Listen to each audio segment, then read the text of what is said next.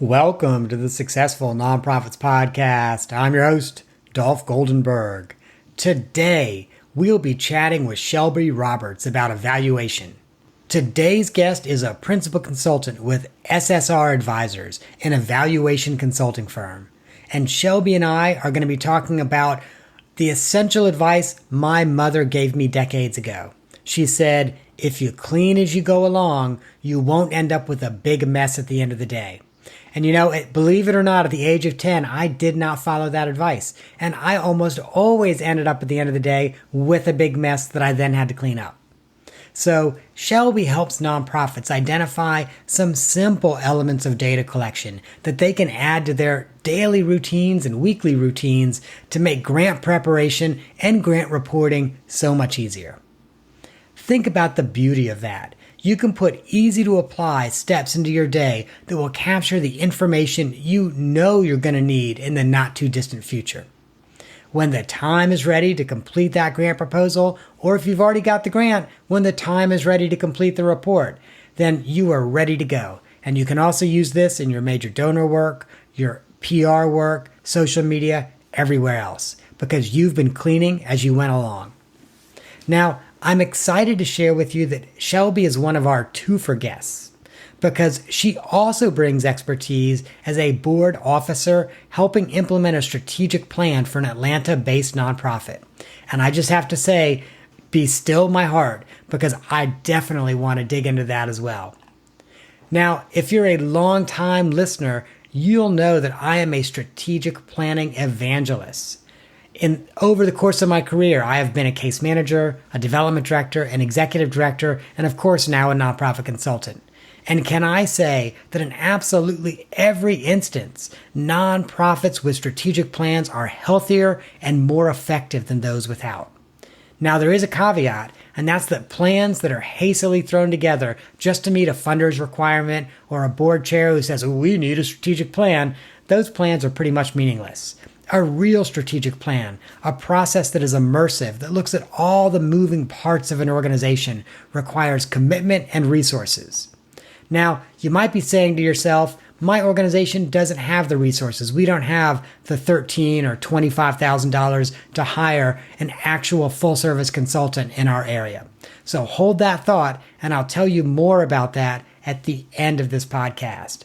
But meanwhile, let us welcome Shelby as we talk about evaluation and strategic planning implementation. Hey, Shelby, welcome to the podcast. Thanks, Dolph. It's great to be with you here today. So tell me a little bit about the kind of work you do as an evaluation consultant.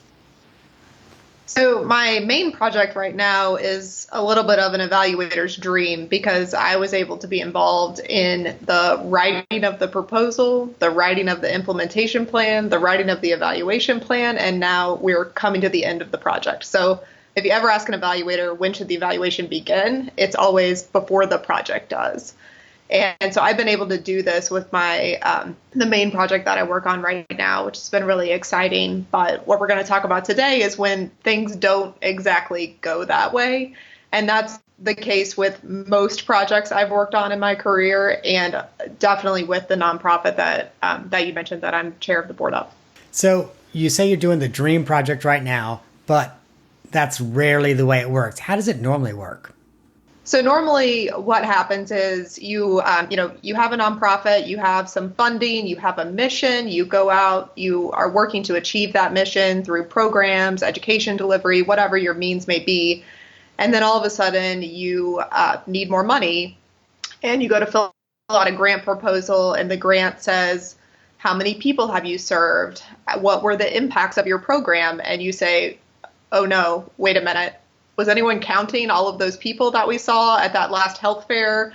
Was anyone counting how many programs we had last year? Let's dig back through our files. Let's dig back through our emails and see, wait, this staff person left 6 months ago and they used to run that program. Does anyone know where they kept their information? And then everybody's scrambling to see what you can put together. But it also seems to me like what you're describing there is more the services that are being provided, like the outputs, but not the actual evaluation results of those services. So, you did a program and 100 people came to it. What changed for those 100 people? That's definitely outcomes. My message to your listeners today would be, do not underestimate the power of counting. Counting, yes, is just outputs, but you'll be very surprised how impressed, especially some smaller funders, so if you're applying for 5,000, 10,000, even, $50,000 foundation grants, just the fact that you can tell them what you've done in terms of outputs is really meaningful, because they know that you're taking the time to pay attention to what you're doing. And then you can start to convert or look at, can we convert these outputs into outcomes? But then if you can't, I always say too, that's the funding opportunity. So you can say, we did 31 educational programs last year. 310 people came. That was a 20% increase from the year before. We've heard people are leaving with a value. What we would like to ask you for are the funds to do a pre-post survey so we can see exactly what that value and impact is and tailor our programs to meet the needs of the community. Let's talk about outcomes in a minute then, because let's stay on outputs. You mentioned just counting is a good thing. What are some easy ways to count? So this is, my step one that I would tell everybody to do is list everything you do, and then also list the impact that you want to have. So, as you list everything you do, you can start to see, okay, are we counting that? And two, what else could we be counting? So going back to the educational programs, we offer educational programs. Great. Can you count those? What else can you count? Can you count how many people came? Can you count how many resources you handed out? Can you count the number of referrals that you had to come in? So then you start to see how you can kind of form some of these outcomes. By just counting over time, you can show the change in your program.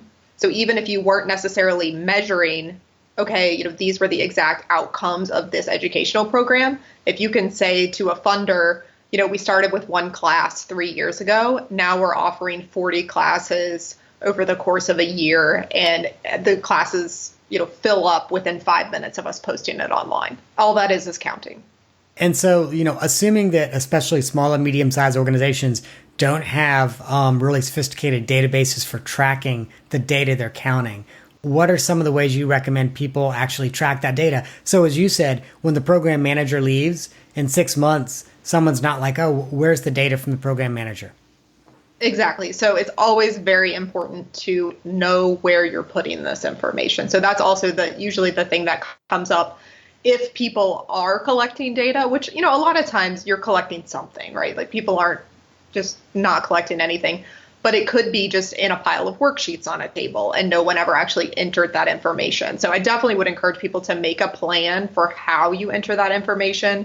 Excel is an extremely useful tool and a very easy tool to use, especially just for counting. So if you're putting things in an Excel document or even in a Google Excel doc that can be shared, whatever you all use, if you use Dropbox and have a shared file on there, if there are multiple staff people entering the same information, it's good to keep it in one file.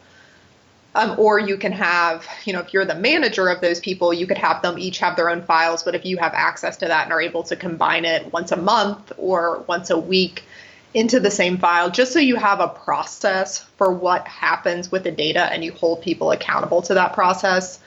We found in the nonprofit where I'm a board member, we have found implementing this in staff meeting. It was a good way to, one, give people something to bring to the staff meeting, to share to the staff meeting. This is what I did since our last staff meeting. And then the manager is able to record that data there.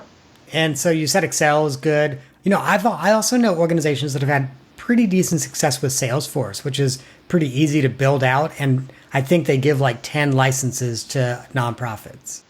Yeah, you can use a more sophisticated program, but I use Excel for the large project that I'm working on right now. It's not a perfect means, but it was easy for the staff entering the data to use. They were familiar with it. They didn't have to learn a new program.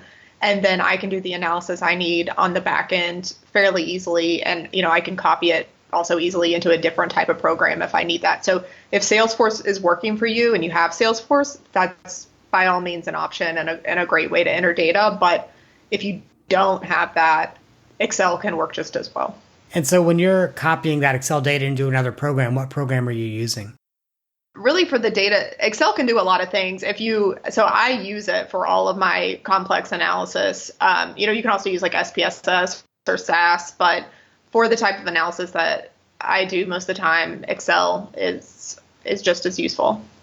So once organizations have got that counting thing down and they're reliably counting their outputs, how should they be thinking about moving toward really tracking outcomes?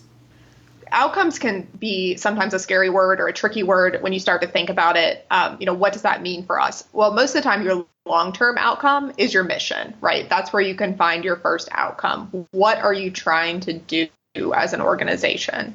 But you're not going to be able to show, we ended hunger. That's not going to be an outcome that you're going to necessarily show progress on every 6 months. So start to look at those outputs and think, what are some short and medium term outcomes that we can show from these outputs? So for example, if you have a service that you're offering, do you want people to come back? Is that an outcome you can measure? We have 30% repeat customers. So different things in those outputs that become your short and medium term outcomes so you can show the funder what progress you're making. So can you give some real world examples of organizations you've worked with that have implemented outcome measurements and the types of things they've tracked? Sure. So one really big project that whenever I came onto it, I was doing this kind of list in my head. What are our outputs? What are our outcomes? And so we knew that our outcome, so our biggest output was doing this survey with large employers about improving their wellness programs to be focused on chronic disease prevention. So we were doing this survey. The staff were working with the organization to make changes. And, I had all these things that I could count. I could count all the different changes they were making. But then we weren't doing the survey again, like a year later, to show the change.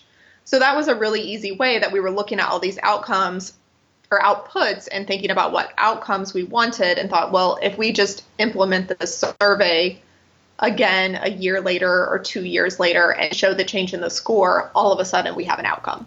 Right. And I love that because that's totally low-hanging fruit. That should be really easy to implement as long as you still have access to those clients or patients. Exactly. Yeah. And these were, relationship building clients that we had. So they had been working with them. It was just that we weren't using our same tool to measure again, to have that true evaluation based outcome rather than saying, and they implemented this policy, which is great to say. But whenever you can show the tool 2 times and show the change in the score, then that becomes a little more powerful. Yeah. I also love the fact that it's longitudinal because it's a year later, as opposed to like a one-time presentation where you do a pre and post. And yeah, a lot of people remember stuff 90 minutes later, but how does it actually impact them? Right. Yeah. And, for smaller programs, you could do that, though, if you aren't doing a pre-post survey. That's another thing where you can look at and say, we have this service that we're offering. What if we all, surveyed people when they came in and when they left?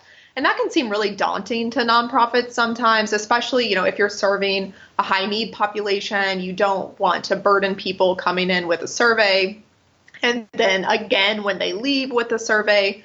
But set a plan for it. Let's just do it on Saturday and see what happens and do it with this small group of people. And then maybe it's not, what I generally find is that people are not as hesitant to take a survey as the staff feel that they might be. Well, one of the other things I think you're kind of alluding to, and I think is really, really critical, is it's also possible to kind of say, okay, we're going to take this month and, throughout this month, we're going to do pre-post when people come in.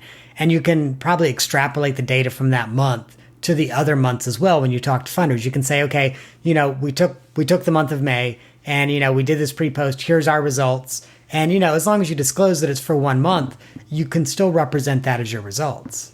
Yes. And it also, it brings up what you were talking about, the cleaning analogy at the very beginning. It was making me chuckle because really what this whole process does, even if you are just counting, it gives you an opportunity to view this over time. So all of a sudden, as an executive director, you can look at these numbers and say, hey, we had a 30% increase from one month to another, and ask your program staff what happened. Did you guys advertise this? Where is it word of mouth? What's going on? Can we replicate this and do it again? And it also gives you an opportunity to talk to your board about that information, and also for budgeting. Yeah. So let's talk about how you take a lot of data and create just a little bit of high-level data to share with your board and or funders. Yeah, so this is where the strategic plan comes in. If you have a backbone to go back to, it helps you identify what is important.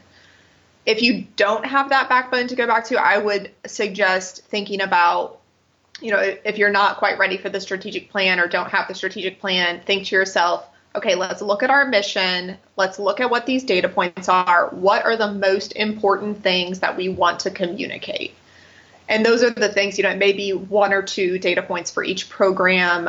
You may want to focus, if all you have to focus on right now is numbers, you may just want to focus on people served across all your programs and start looking at that. Just start somewhere and do it consistently, and you'll be amazed at the types of trends you can start to see, the questions you'll get from your board or from your executive director if you start presenting this information that were, things you hadn't thought of or things they had never thought of before. Right. And so once you've got that backbone and you've got, a few key pieces of data you want to be presenting to your board or to funders, what are some of the most effective ways to actually present it so that people understand and digest it? I use a lot of tables, and you can definitely use figures, but I feel like whenever you are breaking things down, especially let's just take a grant, for example, a grant application is generally going to ask you, what is your implementation plan, or how do you intend to do this, and how will you measure it? So what I usually do is make a table of, here are the things that we're going to do step by step, and in each step, on another column of the table, I list the outputs that you will measure, and then lastly, the outcomes that you'll be able to start to glean from that. And it's always important too to, just from a timing, give yourself some time for the outcomes, right? So that's why it's great to put those outputs that you're starting to measure first, because you may not be able to get to an outcome. If you're not doing a survey till a year later, you're not going to start to see outcomes for a while, but you're at least telling that funder, hey, even in step one, here's what I'm measuring. Step two, here's what I'm measuring. And then that feeds in to what I said will happen, where our hypothesis of what will happen by the end of this grant. And, I think certainly for government funders, we see that what they want is the data. And, often they don't want it in a format that's pretty or easily digestible. But I do think with boards and also with major donors, it's really essential that as nonprofit professionals, we figure out how to both interpret and translate this data into ways that maybe some people who don't even love numbers can really understand. And one of the tools that I've used a good little bit are infographics. And, we live in this really miraculous day and age where a cheap online platform like Venngage or something like that, so $15-20 a month, and you can make all the infographics you want. Yeah, people love infographics, and I'll even go a step back from an infographic specifically for a like a scorecard kind of thing that you're looking at. So infographic, I think, wonderful to hand out to funders, even to give to the board or something like that.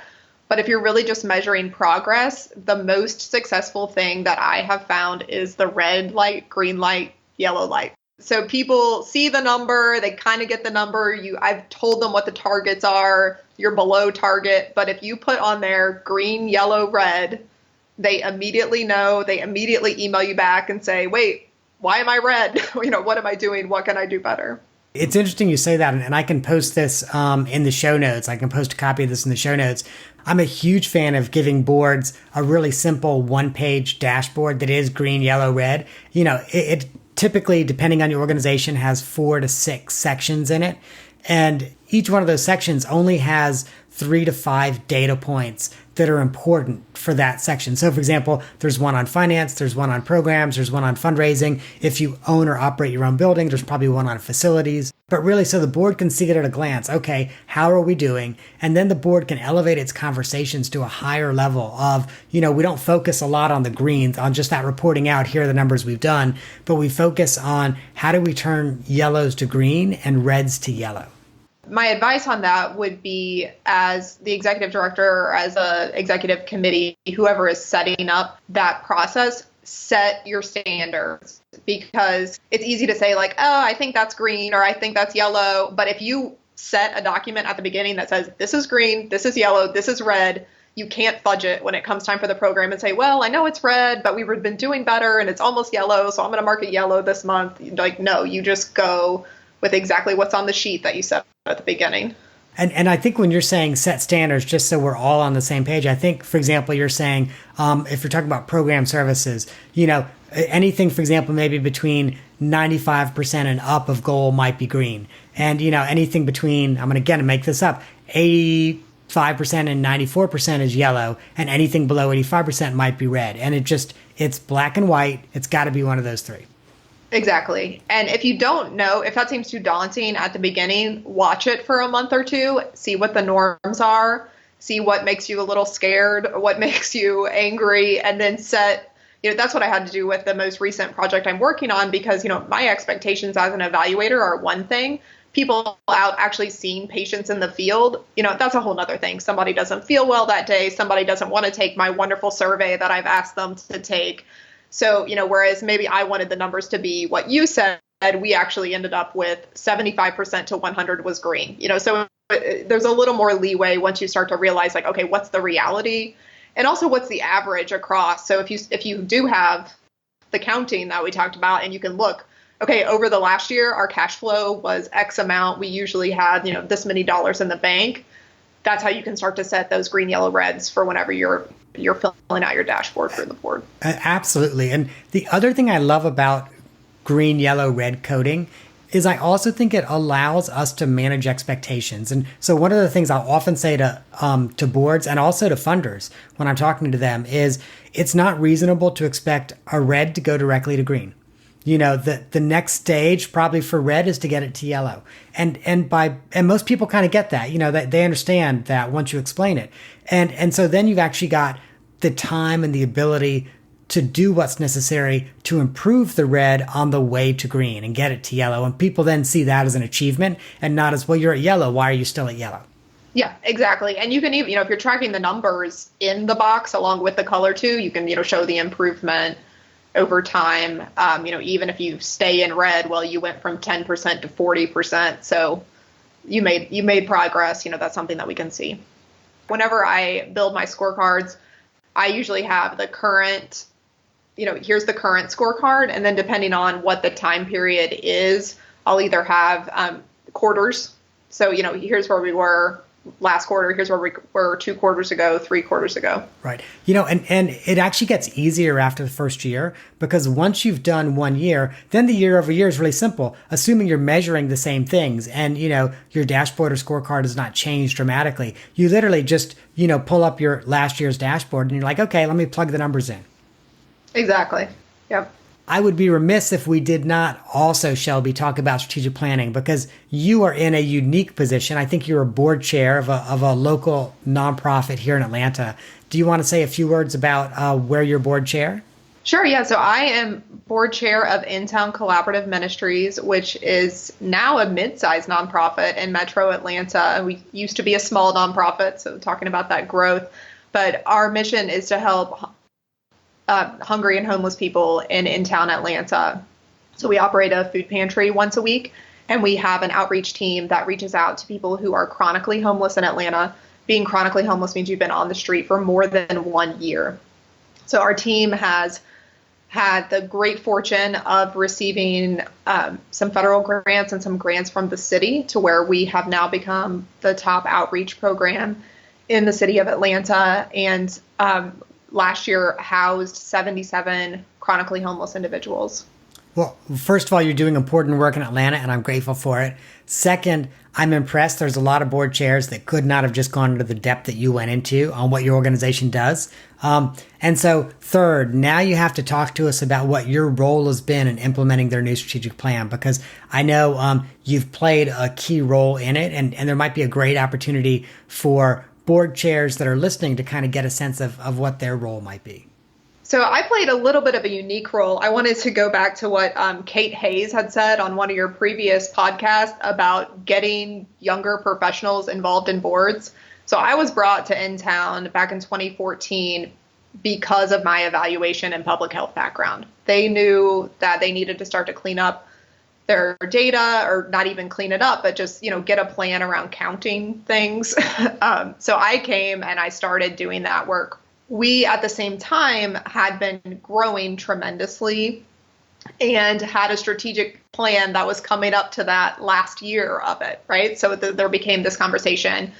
We need to have a strategic plan. We need to update our strategic plan. There's things in the strategic plan we're not doing anymore, ways that we've grown and changed. Well, that went on for, I want to say, 2 years. So then all of a sudden we had a 2-year out of date strategic plan.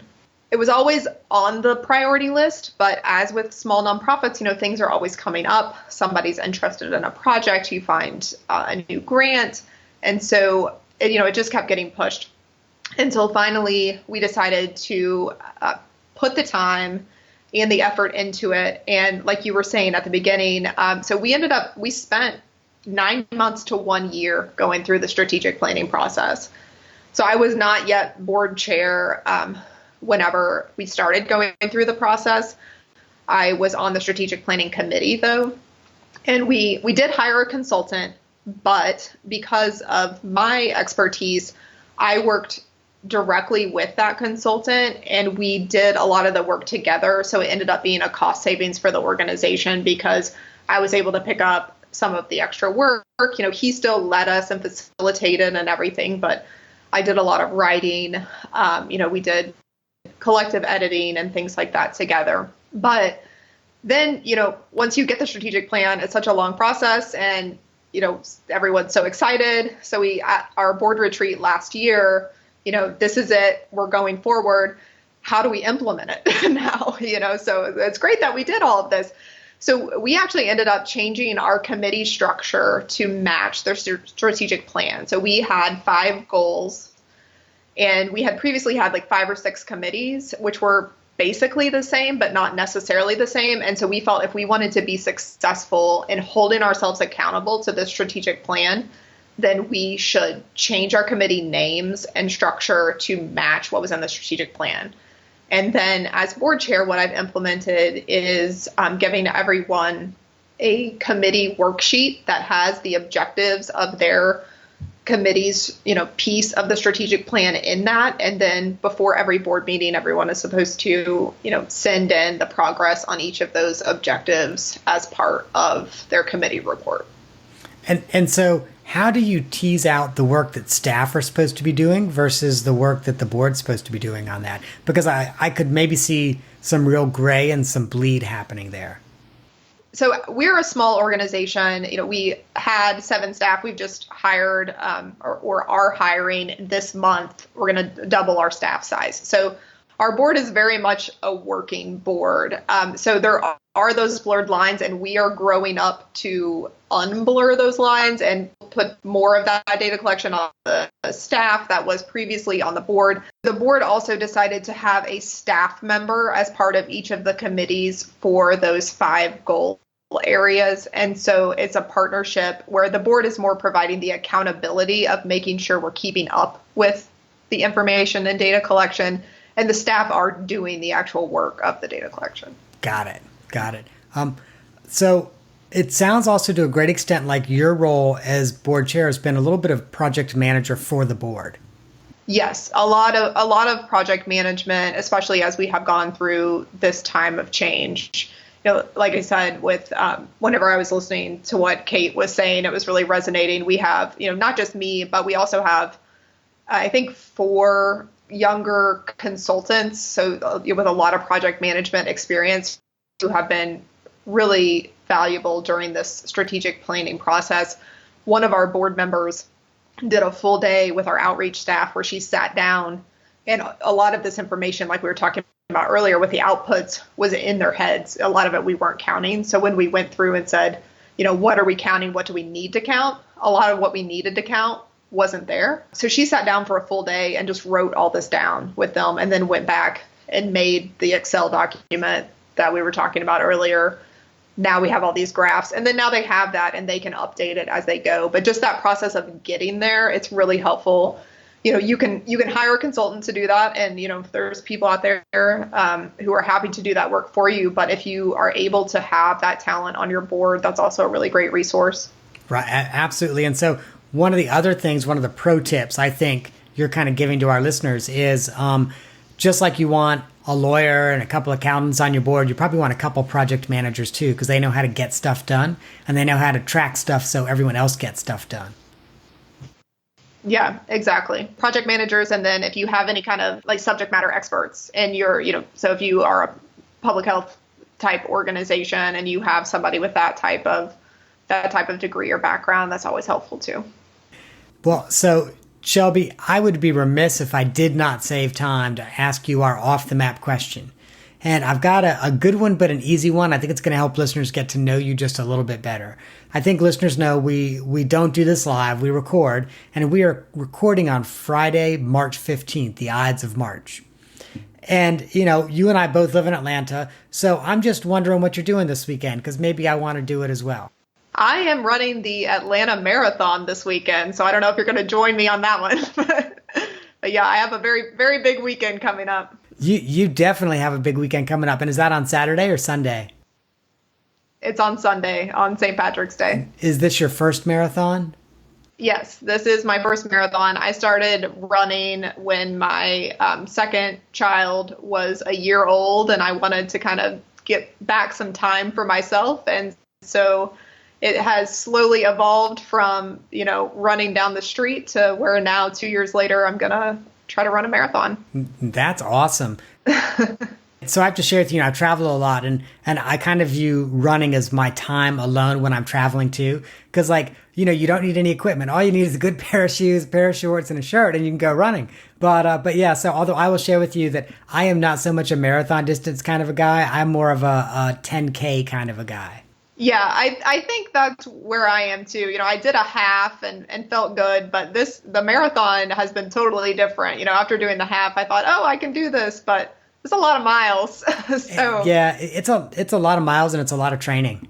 Yeah, the training has been a huge time commitment. So my family is very excited for the race to be here, so I can be back on Saturdays where I have been off running for hours.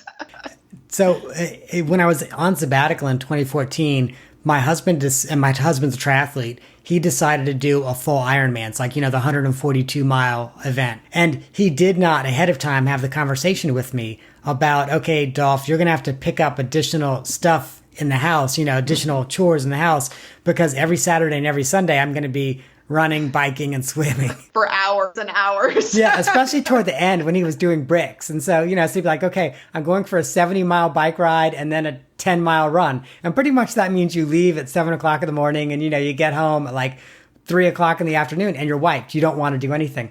So toward the end of that, I said to him, you did not tell me that I was going to have to, really pick up the slack of what you're not able to do around the house. I'm happy to have been able to do this because I'm on sabbatical this year.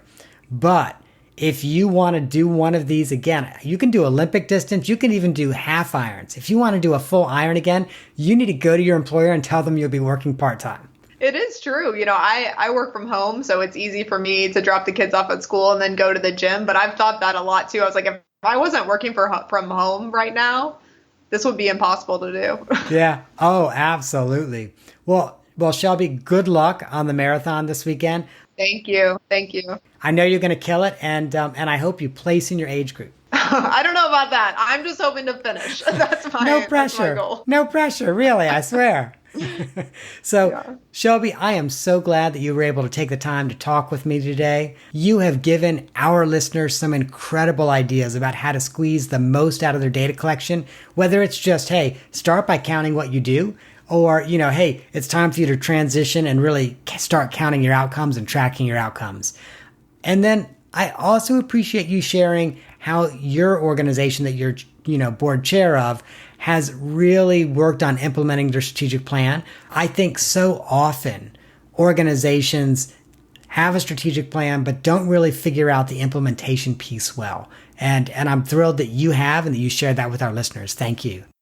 before I let you go, I've got to make sure listeners know how they can find you. They can find you on LinkedIn, and we're going to put a link to your LinkedIn profile in our show notes at successfulnonprofits.com. And I think you and I have chatted, and that is the single best way for listeners to reach out to you is on LinkedIn. Yeah, that's great. And if you want, we can also put a link to Intown Collaborative Ministries organization if people are listening in Atlanta and interested how they can get involved. You are a great board member and a good board chair. I'm impressed, and thank you for throwing that in. I will make sure we get that in the show notes as well. Kudos to you. Thank you. Thanks. If you recall at the start of the show, I mentioned that we have a very special offer around strategic planning. This spring, Successful Nonprofits is launching its first strategic planning facilitator cohort group. And in this group, participants will learn and apply the proven strategic planning process that we have used with clients both big and small. What you've got to do, though, is you've got to have a leadership volunteer who has the time and the ability to participate in this group, and also, of course, the willingness then to facilitate strategic planning at your organization. And let me share with you that this is without a doubt a learning group, but also a doing group. So not only will your key volunteer learn about our strategic planning process, they will apply what they learn. And so 1 week, they learn something, and then over the next 2 weeks, they implement it, whether that's putting together the work group or working on your environmental scan or preparing for the board retreat. Step by step, they will learn what they need to do, and then they implement. Now, because we only want organizations that we believe are going to succeed in this process, organizations do have to apply in order to be considered. And so what we will need to do is have a conversation about the key volunteer that you have recruited. And then I'll, of course, also want to have a conversation with that volunteer, really to make sure they've got the bandwidth and, again, the skills that are necessary. So if you are interested, you can find out more at successfulnonprofits.com. Just check under services and then facilitator cohort group. Thanks so much. That is our show for this week. I hope you have gained some insight to help your nonprofit thrive in a competitive environment.